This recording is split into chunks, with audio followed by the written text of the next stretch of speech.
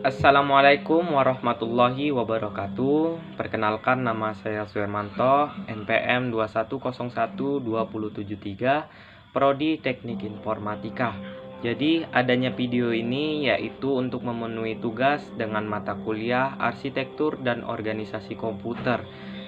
Jadi memang sedikit terlambat, jadi tidak apa-apa. Oke, jadi langsung aja kita masuk ke PPT-nya. Jadi di sini kita akan membahas tentang set-set instruksi, bagaimana fungsinya. Jadi langsung aja kita slide yang pertama. Di sini ada set instruksi.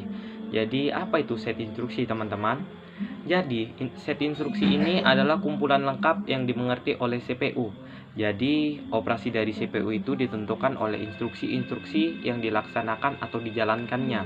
Jadi instruksi ini sering disebut sebagai instruksi mesin atau machine instruction, atau dengan bahasa lain itu instruksi komputer atau computer instruction. Jadi kemudian di bawahnya ini ada kode mesin, biner, dan kode assembly.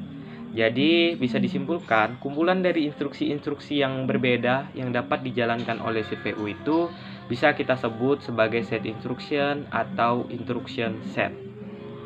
Lanjut ke slide yang kedua. Di sini ada elemen instruksi. Elemen instruksi di sini terbagi menjadi 4, yaitu ada operation code atau OP code, source operand reference, result operand reference, dan next instruction reference. Nah, yang pertama ini ada operation code atau OP code, yang dimana operation code ini menspesifikasikan operasi yang akan kita lakukan. Jadi kode operasi itu berbentuk kode biner.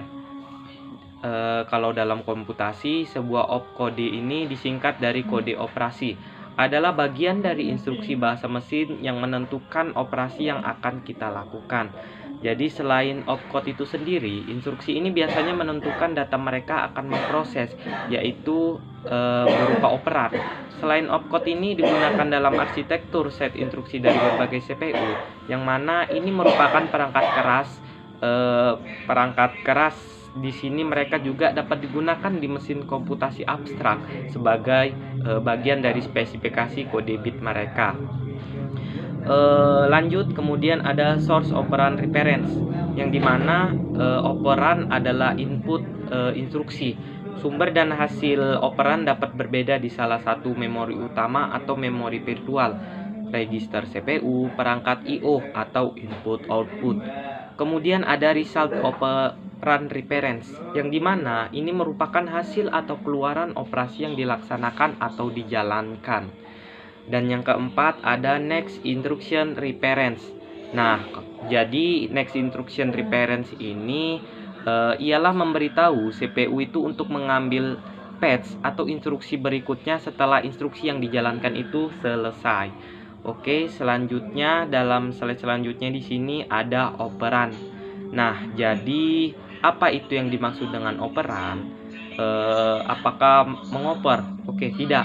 Jadi dalam hal ini semua instruksi dijalankan dalam CPU. Rata-rata operasi hanya membutuhkan register sebagai tempat membaca atau menyimpan operan. Jadi ada kalanya juga register tidak berisi operan tapi menunjuk ke tempat penyimpanan lainnya, kayak memori cache, modul I/O, atau input/output. Source dan result operan dapat berupa yaitu salah satu seperti yang sudah tertampil di layar, yaitu ada main memory atau virtual memory or cache, CPU register, dan I/O device atau input/output device. Oke, lanjut ke slide yang selanjutnya, yaitu ada penyajian instruksi, yang dimana dalam kode mesin setiap instruksi memiliki pola bit tertentu yang unik. Supaya apa? Supaya yaitu tadi dapat dimengerti manusia. Dibuatlah namanya representasi simbolik instruksi. Biasanya ini berupa singkatan atau disebut dengan mnemonik. Contoh di bawah ini ada ADD, sub, dan load.